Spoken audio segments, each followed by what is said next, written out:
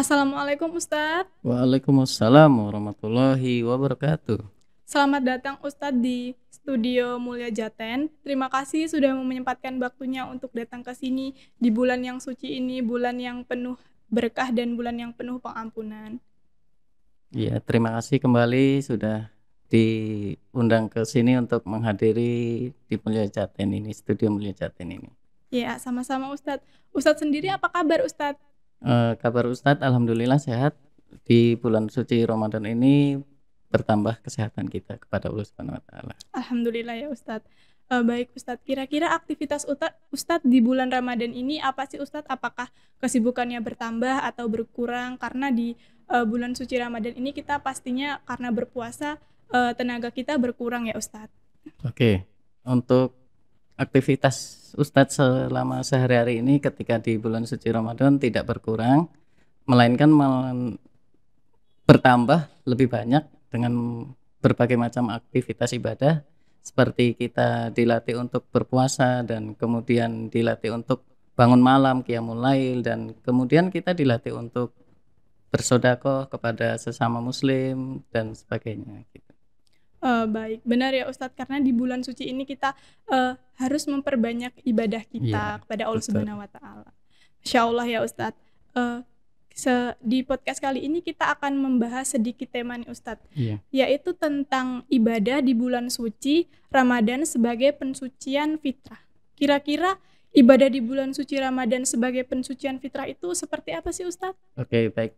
Sedikit Ustadz jelaskan bahwasanya fitrah manusia itu adalah bertauhid kepada Allah Subhanahu wa taala.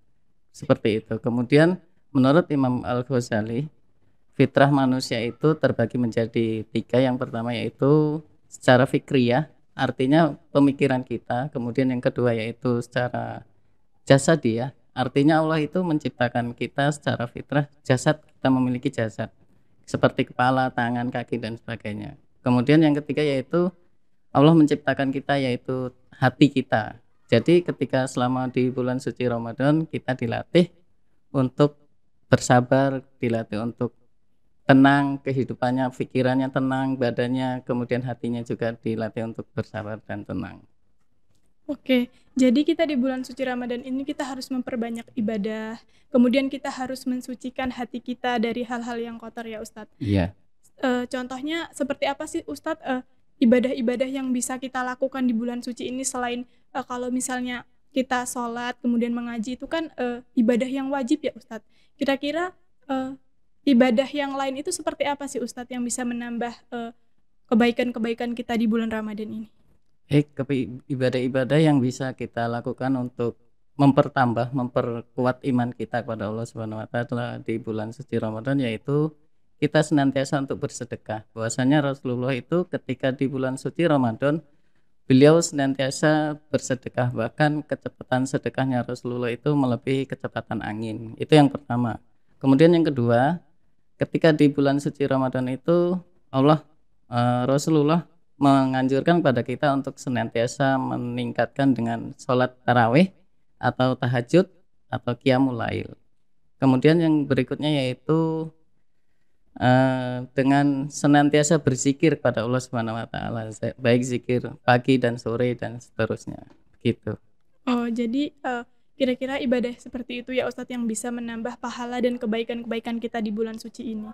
Kemudian kan tadi Ustadz mengatakan bahwa di bulan suci Ramadan ini kita harus memiliki hati yang suci, hati yang bersih. Kemudian saya mau bertanya Ustadz, misal ya kita kan berpuasa di bulan Ramadan ini kita harus mensucikan hati.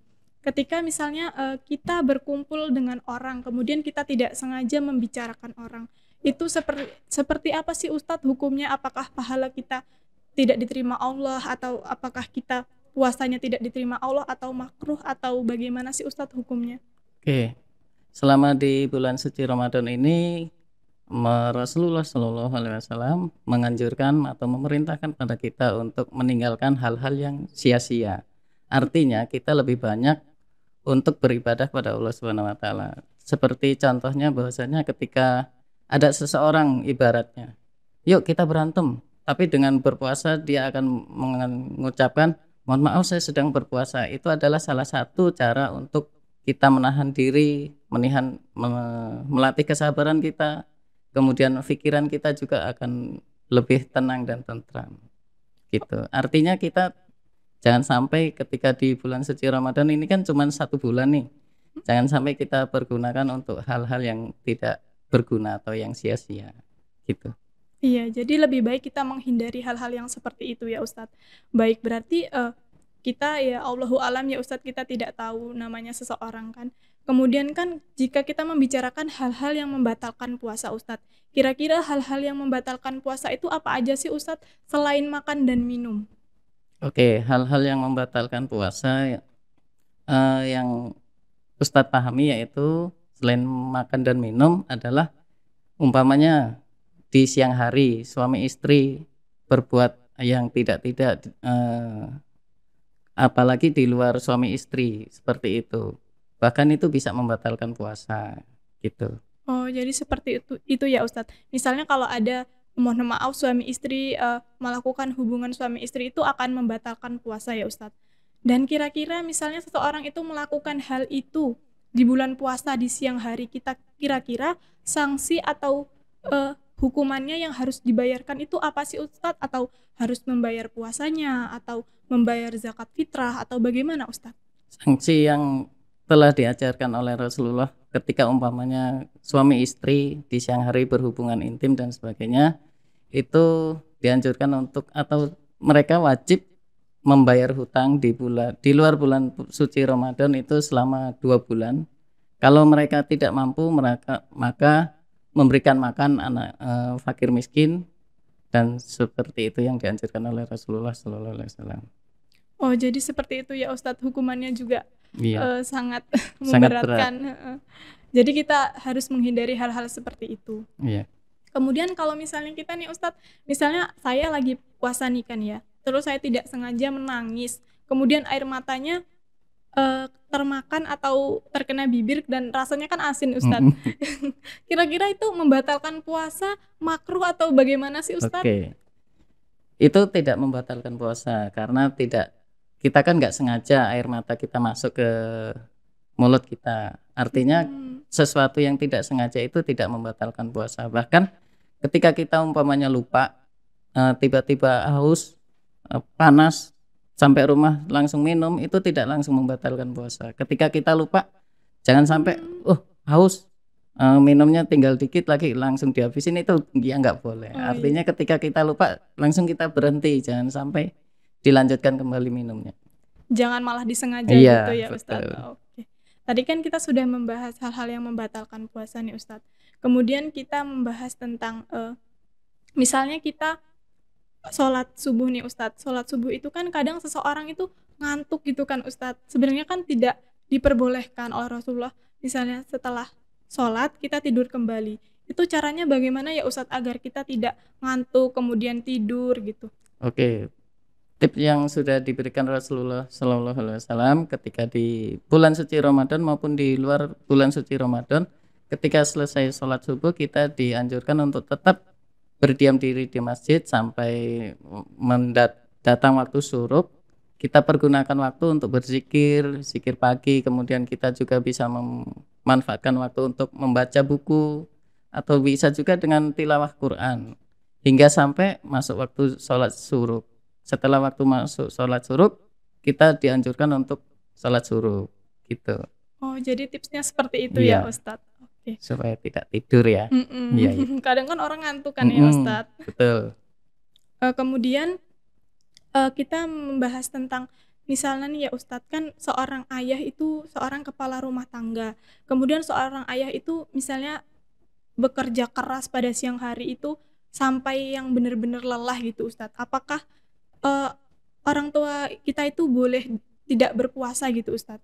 Oke, sesungguhnya pada hakikatnya adalah orang pekerja keras itu diberikan keringanan untuk tidak berpuasa. Akan tetapi alangkah lebih baiknya beliau berpuasa jika mampu, karena ada keringanan bahwasanya yang tidak boleh berpuasa yang pertama yaitu ketika dalam perjalanan, kemudian yang kedua adalah orang yang sakit, setiap tahunnya sakit tidak bisa sembuh, dan yang berikutnya yaitu orang tua yang sudah lanjut usia yang tidak bisa berpuasa. Jadi kalau ketika bekerja berat itu tidak mampu, ya boleh nggak berpuasa. Akan tetapi alangkah lebih baiknya ketika berpuasa itu dia mengurangi pekerjaan beratnya agar jangan sampai meninggalkan puasanya. Gitu. Oh, jadi seperti itu ya Ustadz, hukumnya untuk seorang yang pekerja keras. Kemudian jika ada ibu menyusui Ustadz, kan ibu menyusui itu harus memenuhi kebutuhan nutrisi untuk Iya. bayinya kan ya Ustadz. Tapi kemudian jika kita berpuasa, otomatis kebutuhan nutrisi seorang ibu itu akan berkurang, mempengaruhi juga ke anaknya. Mm-mm. Itu bagaimana sih Ustadz? Apakah ibu menyusui itu tidak boleh berpuasa selama 30 hari gitu atau bagaimana Ustadz? Oke, untuk ibu menyusui dan hamil itu diberi keringanan untuk tidak berpuasa selama di bulan suci Ramadan. Ketika selesai bulan suci Ramadan, ibu yang hamil tersebut mengganti puasanya di luar bulan suci Ramadan. Akan tetapi ketika umpamanya ibu hamil itu tahun berikutnya tetap hamil atau tetap masih menyusui, maka dia dianjurkan atau disunahkan untuk membayar fidyah sebanyak selama dia makan sehari itu habis berapa ribu gitu. Oh, jadi berarti tidak harus membayar hutang puasanya gitu ya Ustadz? Iya. Membayarnya kayak seperti yang Ustadz jelaskan Bayar fidyah tadi. fidyah itu dengan cara kita memberikan makan kepada orang fakir miskin selama 1 hari. Kalau dia meninggalkan selama 30 hari, ya berarti kita memberikan makan kepada fakir miskin itu selama 30 hari. Atau memberikan makan kepada fakir miskin sebanyak 30 orang gitu. Oh, baik. Kalau misalnya berbicara tentang zakat fitrah nih ya Ustadz, kita kan sudah di penghujung bulan Ramadan. Kira-kira zakat fitrah itu hukumnya seperti apa sih Ustadz? Oke, zakat fitrah itu hukumnya adalah wajib yang wajib dibayarkan oleh setiap muslim, bahkan bayi yang baru lahir pun wajib untuk membayar zakat. Caranya membayar zakat yaitu kalau dalam Islam yang dianjurkan oleh Rasulullah itu lebih diutamakan dengan bahan-bahan makanan. Akan tetapi ketika umpamanya masa paceklik dan sebagainya tidak terdapat bahan makanan, itu boleh dibayarkan dengan membayar uang sebanyak 2,5% atau kalau sekarang itu lebih 2,8% gitu. Oh, jadi nominalnya per orang itu 2,8% ya Iya, Ustadz? iya. Kira-kira orang yang berhak mendapatkan zakat fitrah itu siapa saja sih Ustadz? Oke, orang yang berhak mendapatkan zakat fitrah itu ada 8 asnaf sebagaimana yang terdapat dalam Al-Quran itu, bahwasanya ada 8 asnaf. Contohnya fakir miskin, kemudian hamba sahaya, kemudian mu'alaf, kemudian orang yang berjihad di jalan Allah dan sebagainya. Ada 8. Oh, jadi seperti itu ya Iya. Ustadz. Kemudian apakah zakat itu hanya ada zakat fitrah atau zakat-zakat yang lainnya Ustadz? Oke, kalau di bulan suci Ramadan itu namanya zakat fitri atau zakat fitrah. Artinya itu untuk mensucikan badan kita selama di bulan suci Ramadan. Mungkin ada puasa yang selama di bulan suci Ramadan ada berbagai macam kegiatan yang sia-sia atau dosa-dosa yang kita lakukan. Oleh karena itu dibersihkan dengan zakat fitrah. Zakat fitrah pun keutamaannya itu bisa membersihkan harta kita gitu. Dan selain zakat fitrah, di dalam Islam itu ada yang namanya zakat mal. Zakat mal itu untuk mensucikan zakat harta yang kita miliki. Ada juga zakat penghasilan dan sebagainya. Baik Ustadz. Kemudian hubungan zakat fitrah dengan pensucian fitrah di bulan Ramadan itu seperti apa sih Ustadz atau bagaimana sih Ustadz? Hubungan puasa dengan zakat fitrah ya. Oke.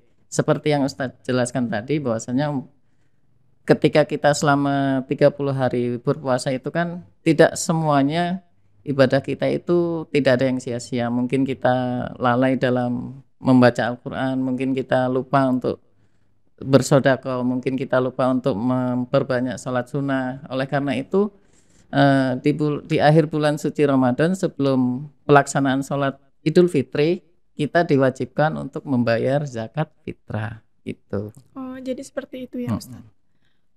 Kemudian waktu yang tepat untuk melakukan zakat fitrah itu kapan sih Ustadz? Apakah 2 hari sebelum Idul Fitri ataukah waktu malam takbir itu atau bagaimana Ustadz? Oke. Waktu yang paling utama untuk membayar zakat fitrah yaitu sebelum pelaksanaan sholat Idul Fitri. Artinya sehari atau 2 hari menjelang Idul Fitri itu kita diperbolehkan untuk membayar zakat. Jangan sampai kita membayar zakat itu setelah sholat Idul Idul Fitri Fitri. gitu. Karena kalau sudah sholat Idul Fitri itu bukan zakat fitrah, namanya sodako. Oh, sedekah. Jadi sudah Iya, tidak dihitung iya, zakat fitrah ya bukan Ustadz. tidak dihitung zakat fitrah lagi. Berarti kalau misalnya seseorang melakukannya di tengah-tengah bulan puasa itu bagaimana Ustadz? Apakah itu zakat fitrah atau sedekah? Eh, Ketika dia mengeluarkannya di tengah-tengah bulan suci Ramadan itu, kalau dia meniatkan untuk membayar zakat fitrah yaitu diniatkan untuk zakat fitrah. Tapi akan alangkah lebih baiknya ketika dia membayarkan sehari atau 2 hari atau pada malam hari menjelang Idul Fitri itu. Itu yang lebih utama. Karena pada hakikatnya zakat fitri itu untuk memberi makan orang-orang yang kurang mampu, fakir miskin, yang umpamanya ketika dia mau Idul Fitri itu tidak punya makanan.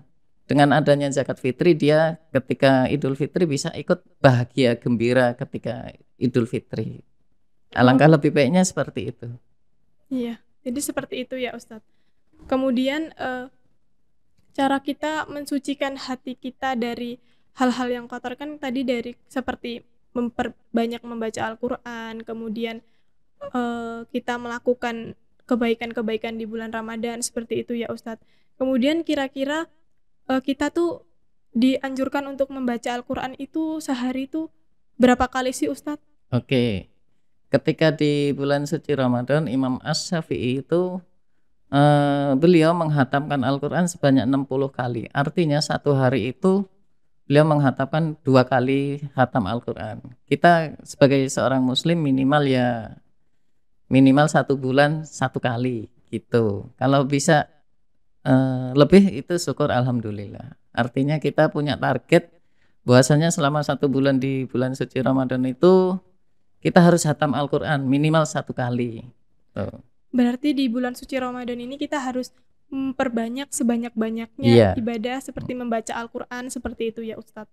Kemudian kan kadang kita menemui seseorang yang beragama Islam nih Ustadz, tapi mereka seperti menyepelekan tidak mau sholat, kemudian tidak mau berpuasa. Itu kira-kira tips-tips kita untuk mengajak dia, memotivasi dia untuk mau berpuasa itu seperti apa sih Ustadz? oke. Kita lihat terlebih dahulu dia nggak mau sholat dan zakat itu karena apa? Puasa. Puasa itu Iya. karena apa? Apakah ilmunya belum sampai atau ilmunya mereka sudah sampai? Kalau ilmu mereka sudah tahu, oh puasa dan sholat itu hukumnya wajib, akan berdosa kalau nggak kita laksanakan. Itu dia tetap berdosa walaupun dia tidak melaksanakan puasa dan sholat itu. Artinya kita sebagai seorang muslim ya saling ingat mengingatkan, melalui secara langsung kita nasihati dia, atau bisa juga melalui medsos kita ingatkan terus, ayo kita puasa dan sebagainya. Jangan sampai ketika nggak puasa malah makan dan minum di jalan, kan banyak tuh Iya. saat ini gitu, nggak malu mereka. Kita tidak menghargai ya Ustadz Iya, sama sekali menghargai. Baik. Kemudian jika seseorang nih Ustadz, kita misalnya saya sebagai wanita ini kan ada masa di mana kita tidak diperbolehkan untuk puasa karena ada itu apa namanya datang bulan gitu iya. Ustadz. Kalau misalnya kita misal kita 7 hari kita tidak berpuasa, kemudian apakah hukumnya seperti apa sih Ustadz kita membayar hutang puasa itu? Oke, untuk wanita yang sedang haid dan sebagainya itu diwajibkan dia untuk membayar mengkodok puasanya di luar bulan suci Ramadan selama puasa yang dia tinggalkan di bulan suci Ramadan itu. Ketika dia meninggal, umpamanya haid selama 7 hari, maka di luar bulan suci Ramadan harus atau wajib untuk berpuasa selama 7 hari, sebanyak haid hari yang dia haid itu. Baik. Jadi kita wajib membayarnya ya Ustadz Iya. di bulan setelah bulan Mm-mm. Ramadan itu.